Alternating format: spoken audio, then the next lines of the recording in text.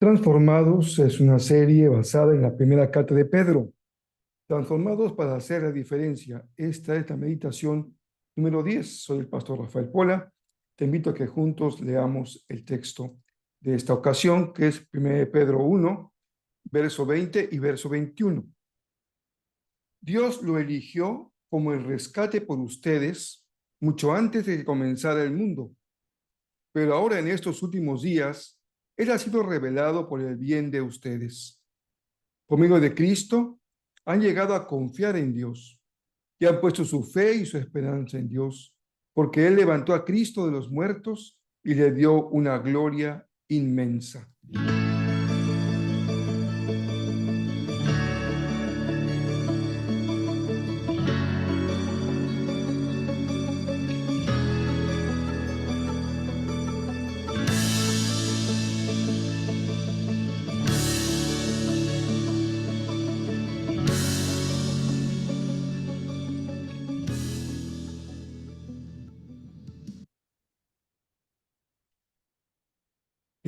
Enorme bendición el poder juntos continuar con la meditación de la primera carta de Pedro.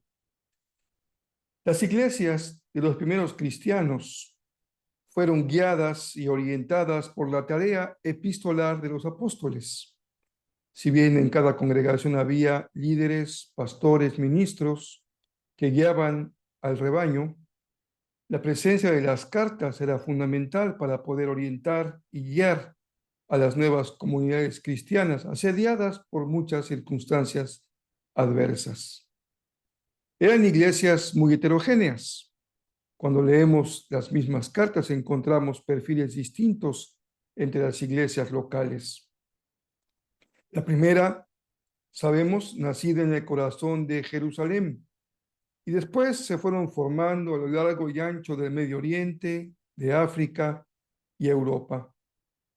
Cada congregación se reunía para leer las cartas, ya que circulaban entre ellas y también leían los evangelios.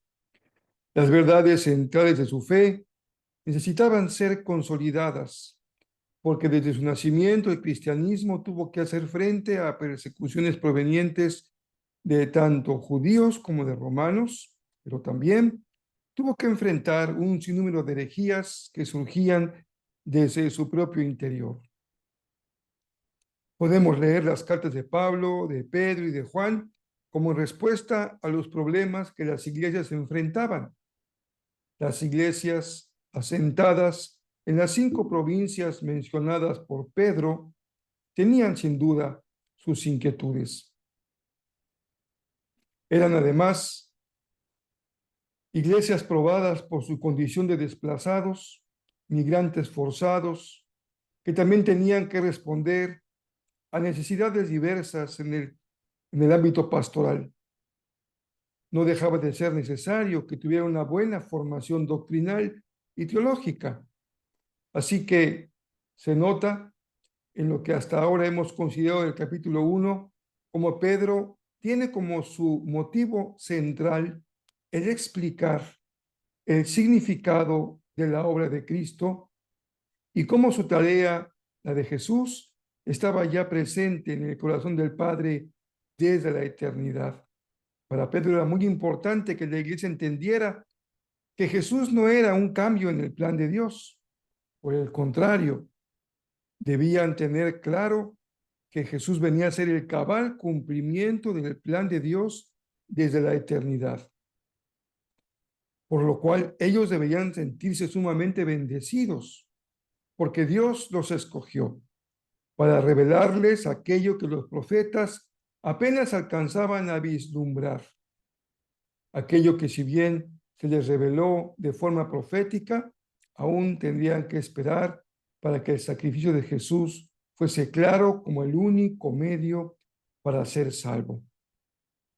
Esa fue la voluntad del Padre, dice Pedro, entregar al Hijo como ofrenda sacrificial por el perdón de los pecados.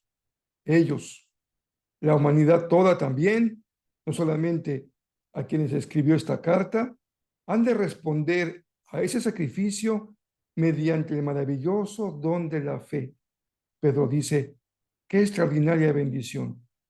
Me gozo en que ustedes han podido responder en fe y han puesto su esperanza en Dios, que no solo entregó al Hijo, sino que también lo levantó de los muertos y le dio una gloria inmensa. Ayer y hoy, la pregunta tiene una misma respuesta. ¿En qué se sostiene una iglesia dispersa por el mundo en contextos adversos para su fe? Sin duda que el cimiento, la piedra angular, es la obra perfecta de Dios en Cristo Jesús y la confianza que en Él depositamos, junto con la esperanza en que la obra del Señor que ha sembrado en nuestro corazón perdura por los siglos. Hoy, la fe es atacada desde una gran cantidad de flancos. Algunos tienen que ver con las verdades centrales del Evangelio que la sociedad cada día rechaza más abiertamente.